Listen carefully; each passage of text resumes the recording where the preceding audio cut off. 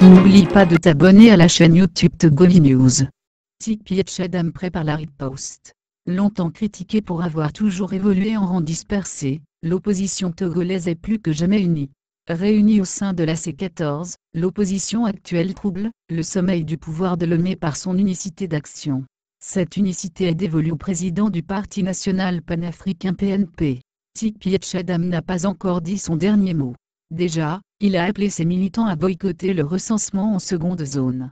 Dans les coulisses des cadres du parti et de la diaspora, le leader du PNP prépare à la riposte face à un régime qui n'a pas l'intention de céder face à la pression tous azimuts. Les informations font état d'une nouvelle offensive à lancer avant les fêtes de fin d'année. Le slogan « Loin de laisser le pouvoir organiser les élections, nous allons l'empêcher », nous a confié un cadre de ce parti qui conclut que contrairement à la campagne d'intoxication menée contre son leader, l'on reste intransigeant sur les principes du panafricanisme et de l'alternance au Togo. Cette position du PNP est partagée par les autres partis de l'opposition regroupés au sein de la C14. C'est désormais une unicité d'action. Tout est joué d'avance avec une Sony unilatérale, un opérateur informatique dénommé ZOT, qui selon la C14 est reconnu comme partenaire légendaire de la fraude électorale. L'opposition demande entre autres au pouvoir de Lomé de respecter la feuille de route de la CEDEAO pour une sortie apaisée de la crise. Sinon, elle ne pourra pas organiser les élections.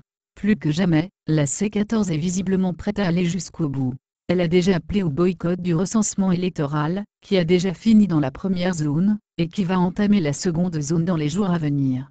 Elle soutient et martèle que le processus en cours doit être repris puisqu'entaché de fraude et d'irrégularité. Cette opposition a aussi le soutien de la société civile, qui l'accompagne et qui trouvait raisonnable l'attitude du pouvoir en place. Elle se lève d'ores et déjà pour dénoncer le caractère antidémocratique et dictatorial du régime cinquantenaire togolais. Face à ces deux positions divergentes, c'est clair, il y a de l'électricité dans l'air. Merci d'avoir regardé la vidéo, abonne-toi et partage la vidéo sur les réseaux sociaux, Facebook et WhatsApp.